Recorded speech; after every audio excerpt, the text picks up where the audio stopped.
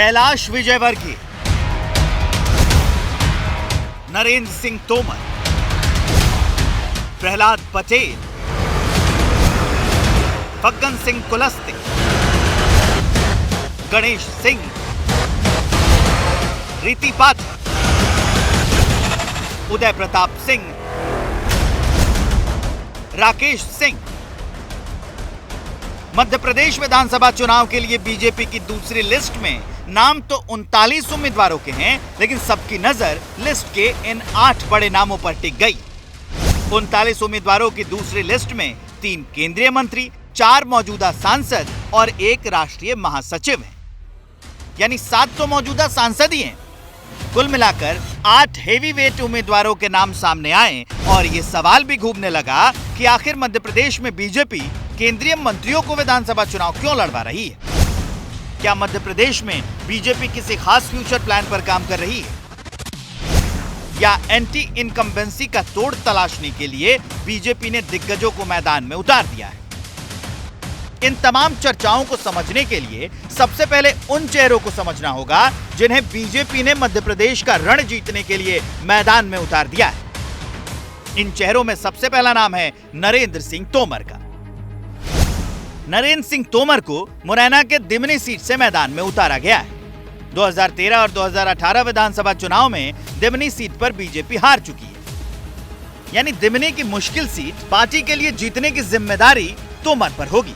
Party का आदेश सिरोधार्य है, हम लोग तो कार्यकर्ता हैं, पार्टी जो आदेश देती है उस काम को करते हैं।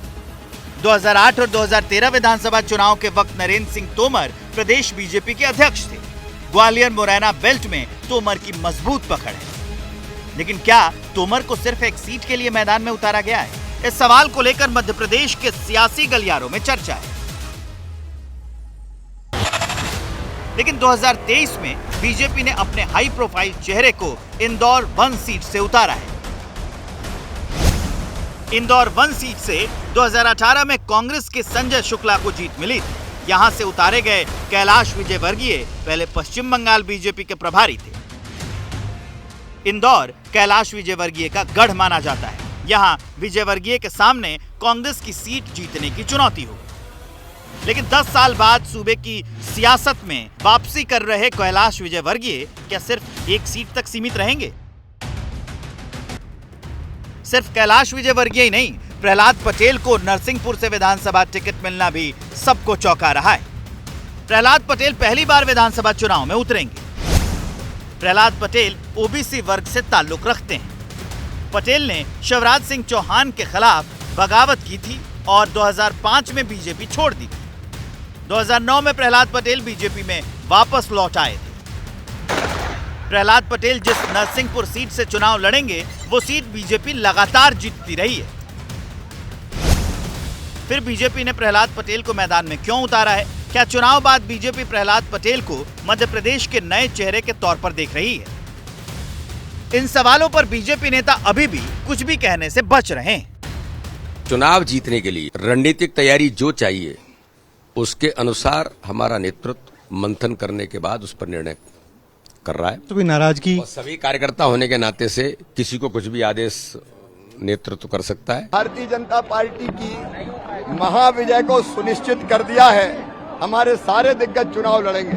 जो भी जिम्मेदारी हर एक कार्यकर्ता को दी जाती है उस जिम्मेदारी का निर्वाह करना हमारी केवल जिम्मेदारी और दायित्व तो नहीं, लेकिन हमारा धर्म बनता है। इन चर्चित चेहरों के साथ ही केंद्रीय मंत्री फग्गन सिंह कुलस्ते को नेवास सीट से उम्मीदवार बनाया गया है। ये सीट 2018 में कांग्रेस ने जीती थी। जबलपुर से सांसद राकेश सिंह जबलपुर पश्चिम से विधानसभा चुनाव लड़ेंगे। ये सीट 2018 में कांग्रेस ने जीती थी। सांसद गणेश सिंह सतना से विधानसभा चुनाव में उतरेंगे। ये सीट 2018 से कांग्रेस के कब्जे में है। सांसद उदय प्रताप सिंह गाडरवाड़ा सीट से लड़ेंगे, जिसे 2018 में कांग्रेस ने जीता था। इन दिग्गजों के सामने न सिर्फ अपनी सीट जीतने बल्कि अपने इलाके में बीजेपी को बढ़त दिलाने की जिम्मेदारी भी होगी। कांग्रेस कह रही है कि बीजेपी के सभी दिग्गज चुनाव हारेंगे। भाजपा में घबराहट की निशानी है।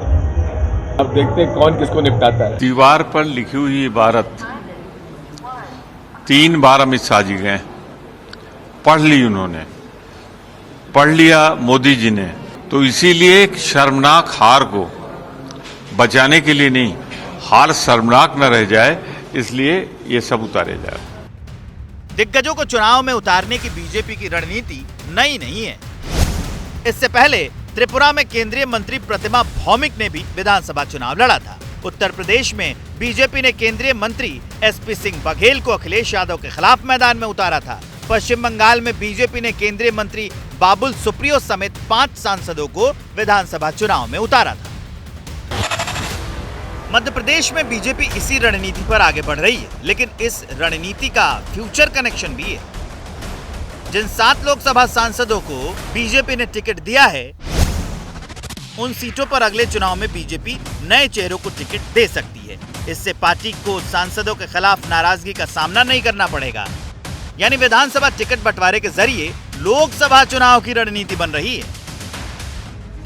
दिलचस्प ये भी है कि बीजेपी ने मध्य प्रदेश में चेहरे का ऐलान नहीं किया है। यानी विधानसभा चुनाव के नतीजों के बाद अगर समीकरण बदलते हैं तो फिर इन्हीं दिग्गजों में से किसी एक को सूबे की कमान भी सौंपी जा सकती है।